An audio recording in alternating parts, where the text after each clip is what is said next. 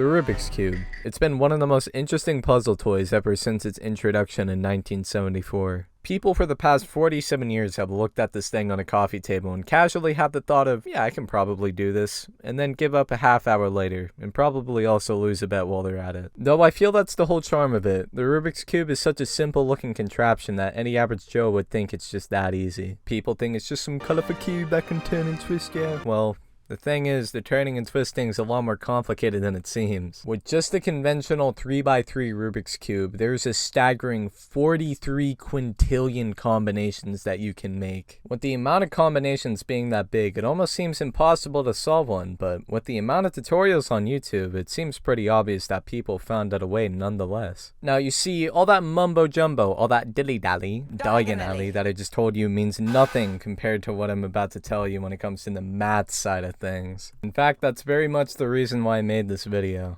The fact that this small 3x3 cube has been the subject of the world's most brilliant minds in the world just astounds me. Now, the one math part that I want to cover is arguably the most important part of the whole Rubik's Cube shenanigan, which is God's number. God's number is a concept that when boiled down is just how little rotations can be done to solve a Rubik's Cube. It seems pretty simple to find out, right? Just get a few mathematicians, some Rubik's Cubes, and we got our number. Well, that's not really the case.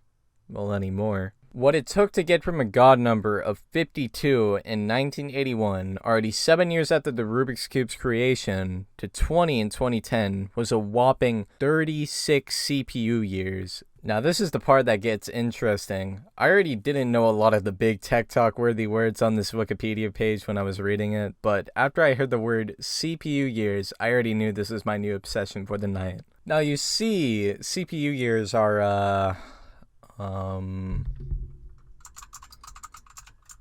okay, so you got something about a gigaflop. G hours for the measurement of computing work done in 8,760 hours. Turn that into a year. Well, that's a stupid explanation. Basically, the amount of computing done in a year, which times that by 36, and that's the amount of tech required to look through all 43 quintillion combinations to find the 20 rotations that completed the cube. I really don't know why I find this interesting. I just think it's funny how a kid's toy is something that full-grown adults with PhDs are trying to solve to the fastest degree. Part of me does realize it's just for the fun of it, sort of like how as an adult you still enjoy watching cartoons, and sometimes as an adult you like to pick apart certain things from your childhood and make theories out of it. Some clearly a little bit more out there than others, but you get my point. Though the other part of me thinks that the Rubik's Cube shouldn't even be made as a kid's toy at all. I feel like more people have used the Rubik's Cube as an elaborate math equation more than an actual engaging mind game, but I think that's the end of that thought, and probably the end of my rant on Rubik's Cubes. Just so you know, this isn't the video I've been working on since the past upload, but rather just a shorter upload just to show you that I'm still working and I have a more conventional video on the way. It's just how it banned. Yeah, laugh all you want. Suck on these, Candace and these nuts and Gabby. 21. And also with school starting back up, I'm not gonna have as much time to work on projects as I used to, so expect more small videos like this, and also look forward to big projects still in the making. That's all I really have to say for you, so bye.